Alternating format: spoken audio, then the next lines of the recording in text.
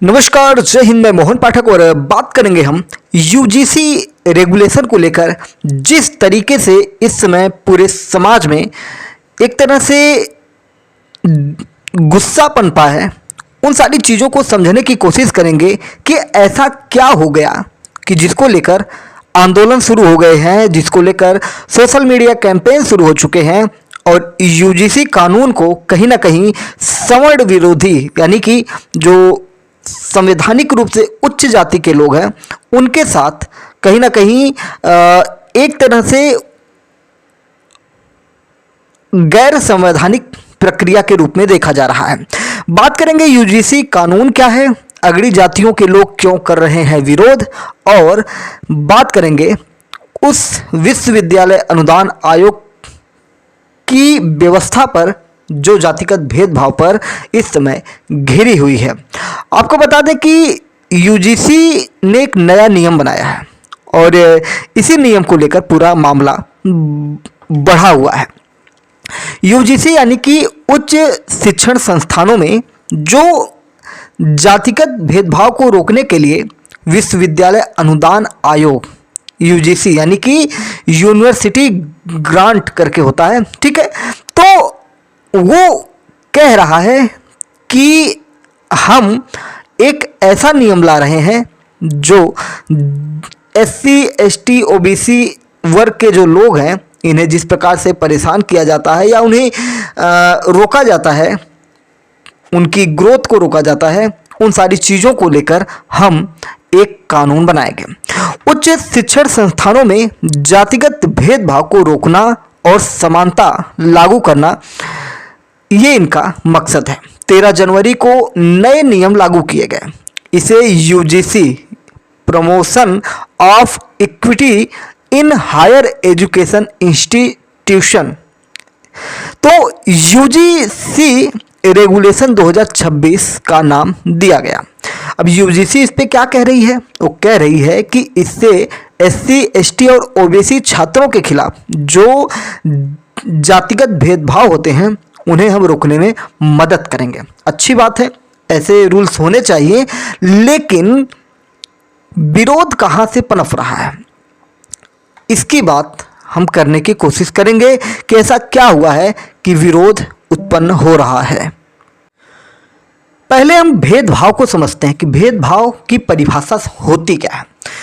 भेदभाव को किसी भी अनुचित, पक्षपाती या भिन्न व्यवहार के रूप में परिभाषित किया गया है, चाहे वह प्रत्यक्ष हो या अप्रत्यक्ष, और यह जाति, धर्म, नस्ल, लिंग, जन्म स्थान या विकलांगता जैसे आधारों पर लागू होता है। इसमें ऐसे कृत्य भी शामिल हैं जो शिक्षा में समता को बाधित करें या मानव गरिमा का उल्लंघन करें। अनिवार्य समान अवसर यानी कि ईओसी प्रत्येक उच्च शिक्षा संस्थानों के लिए समान अवसर केंद्र स्थापित करना अनिवार्य होगा, जिसका उद्देश्य समता, सामाजिक समावेशन एवं समान पहुंच को बढ़ावा देना है तथा परिसरों में भेदभाव से संबंधित शिकायतों का समाधान करना है। यानी कि परिसर के अंदर अगर कोई ऐसी घटना देखने को मिल रही है जो समानता, सामाजिक समावेशन को बढ़ावा नहीं दे रही है या उसमें बाधा डाल रही है, तो उससे संबंधित चीज़ों को, परिसर में भेदभाव से जो संबंधित शिकायतें हैं उनका समाधान अनिवार्य समान अवसर केंद्र के रूप में किया जाएगा। प्रत्येक संस्थान को ईओसी के तहत एक समता समिति बनानी होगी, यानी कि सभी संस्थानों को एक समिति बनानी होगी जो इसकी निगरानी करेगा, यानी कि जिसकी अध्यक्षता संस्थान के प्रमुख करेंगे, यानी कि जो वहाँ के वाइस प्रिंसिपल हो सकते हैं या जो भी प्रेजेंट टाइम में वहाँ पे सबसे उच्च होंगे, ठीक है। समिति में अनुसूचित जाति यानी कि शेड्यूल कास्ट, अनुसूचित जनजाति, शेड्यूल ट्राइब, अन्य पिछड़ा वर्ग यानी ओबीसी और दिव्यांग व्यक्ति और महिलाएं अनिवार्य रूप से प्रतिनिधित्व करेंगे, जिससे समावेशी निर्णय प्रक्रिया सुनिश्चित हो सके। अब ईओसी को कैसे हम समझें, तो ईओसी का जो कार्य होगा वो 6 मासिक रिपोर्ट प्रस्तुत करेगी, जबकि संस्थानों को समानता से संबंधित उपायों पर वार्षिक रिपोर्ट यूजीसी को सौंपनी अनिवार्य है। जिससे संस्थागत जवाबदेही सुदृढ़ हो जाएगी। और आपको बता दें कि संस्थानों पर जिम्मेदारी कैसी होगी।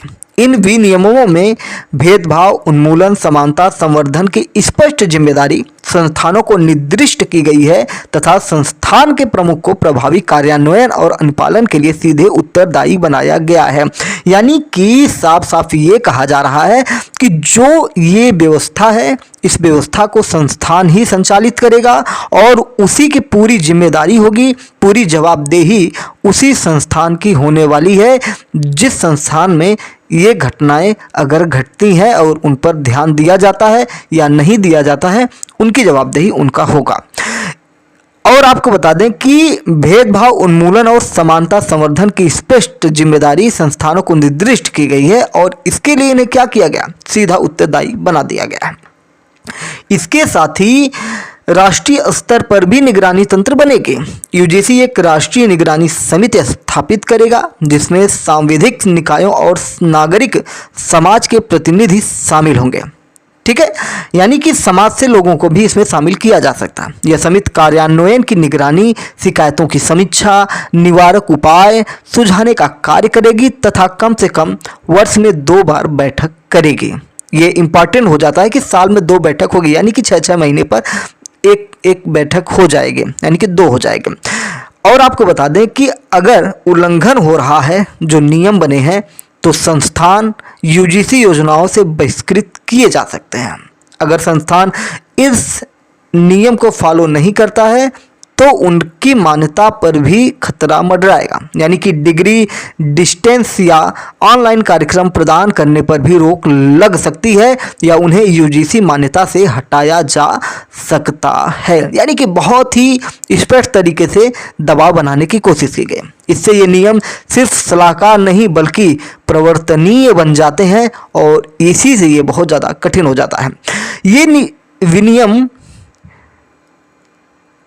उच्च शिक्षा में जाति आधारित भेदभाव के विरुद्ध कानूनी और संस्थागत ढांचे को सुदृढ़ करते हैं तथा वर्ष 2019 के आईआईटी दिल्ली अध्ययन में उठाई गई गंभीर चिंता को संबोधित करते हैं, जिसमें पाया गया कि ऐतिहासिक रूप से वंचित जातियों के 75% छात्र परिसर में भेदभाव का सामना करते हैं। ओबीसी को शामिल करना सामाजिक न्याय के लिए एक व्यापक दृष्टिकोण को दर्शा सकता है। सख्त दंड यह संकेत देते हैं कि अब ये नियम केवल सलाहकारी दिशा निर्देश नहीं बल्कि प्रवर्तनीय विनियम बन चुके हैं।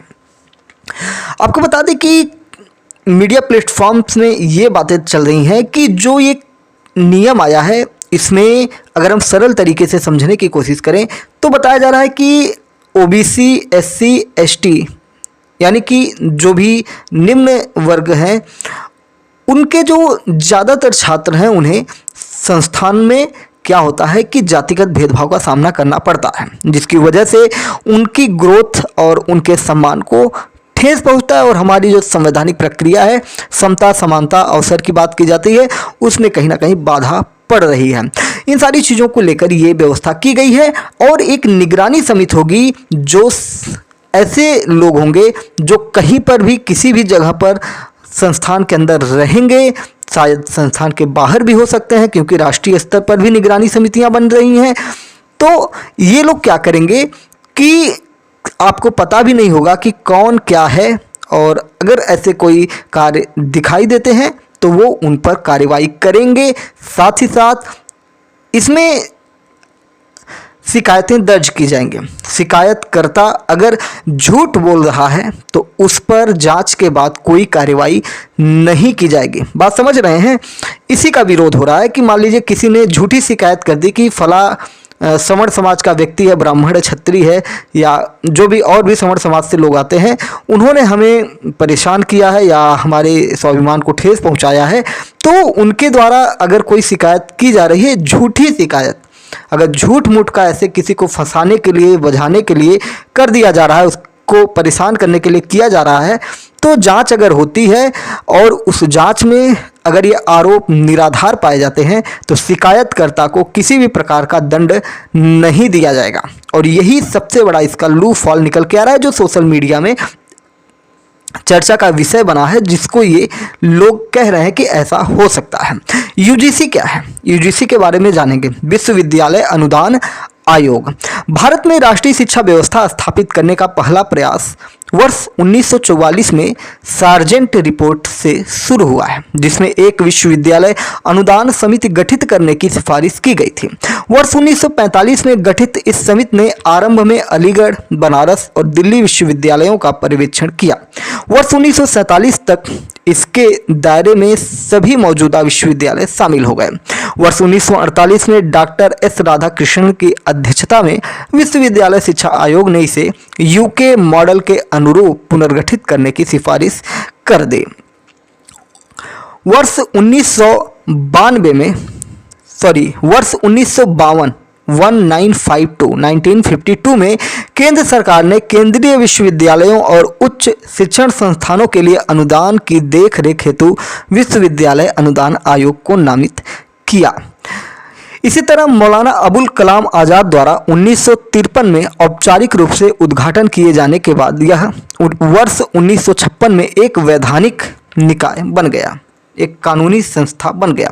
यूजीसी का मुख्यालय नई दिल्ली में स्थित है, जिसमें एक अध्यक्ष, उपाध्यक्ष और केंद्र सरकार द्वारा नियुक्त 10 अन्य सदस्य होते हैं। तो ये आपके लिए इम्पॉर्टेंट हो जाता है कि यूजीसी में सदस्यों की संख्या क्या होगी।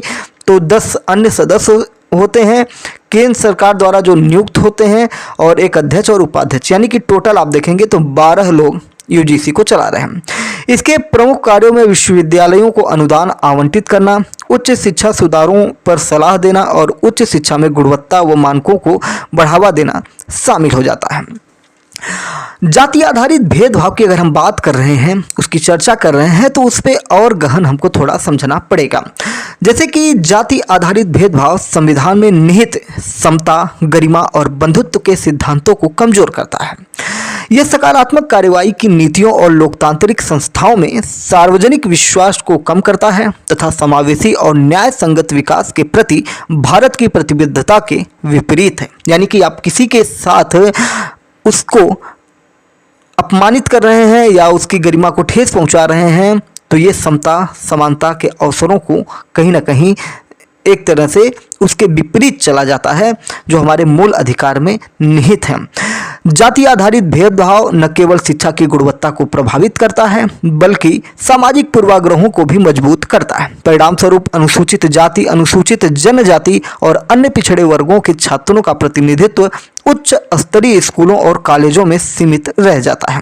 शिक्षा तक सीमित पहुंच समुदायों को निम्न आय वाले व्यवसायों में फंसा देती है, जिससे शिक्षा की सामाजिक समता भूमिका कमजोर हो जाती है।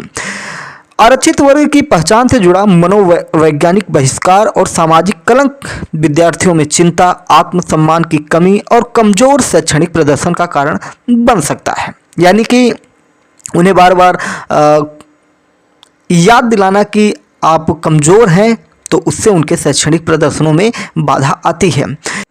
अगर हम संवैधानिक प्रक्रिया की बात करें कि हमारे संविधान में क्या कानूनी सुरक्षा व्यवस्था है या कानून क्या कहता है, हमारा संविधान क्या कहता है, तो इसमें आर्टिकल हैं अनुच्छेद 15, अनुच्छेद 46। 15 कहता है कि राज्य को शैक्षिक संस्थानों में, शैक्षिक संस्थानों का मतलब निजी और सरकारी दोनों, प्राइवेट और गवर्नमेंट, निजी संस्थानों सहित, यानी कि 93 संविधान संशोधन द्वारा जब जोड़ा गया, में प्रवेश के लिए अनुसूचित जाति जनजाति हेतु आरक्षण व्यवस्था यानी विशेष उपबंध व्यवस्था की गई है।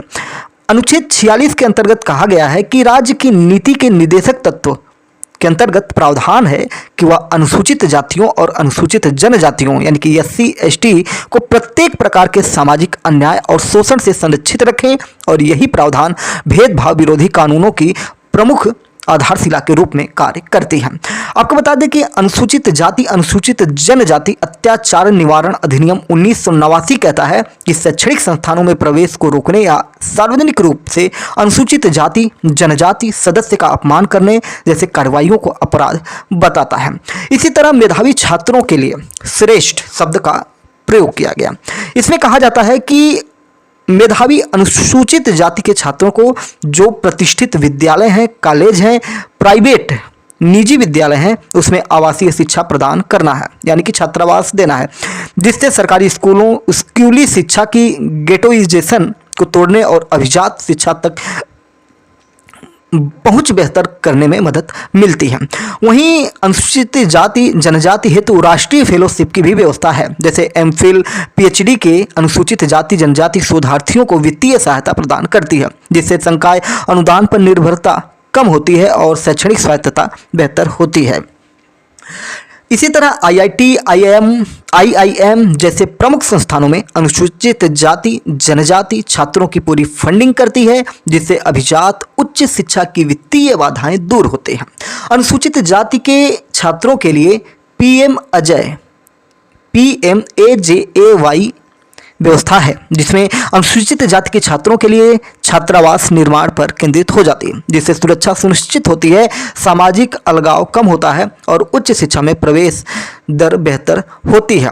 शैक्षणिक संस्थानों में जातिवाद को समाप्त करने के लिए कई सारे उपाय हो सकते हैं, जैसे राष्ट्रीय अनुसूचित जाति आयोग NCSC को केंद्रीय विश्वविद्यालय में शून्य भेदभाव अनुपालन का वार्षिक सामाजिक ऑडिट करना चाहिए। पाठ्यक्रम को उपनिवेशवाद मुक्त करें ताकि दलित इतिहास और साहित्य को सभी विषयों में शामिल किया जा सके। उनके इतिहास का बौद्धिक रूप से प्रतिनिधित्व होना, हाशिए पर रहने वाले छात्रों की प्रतिष्ठित संस्थानों में उपस्थिति को मान्यता देना।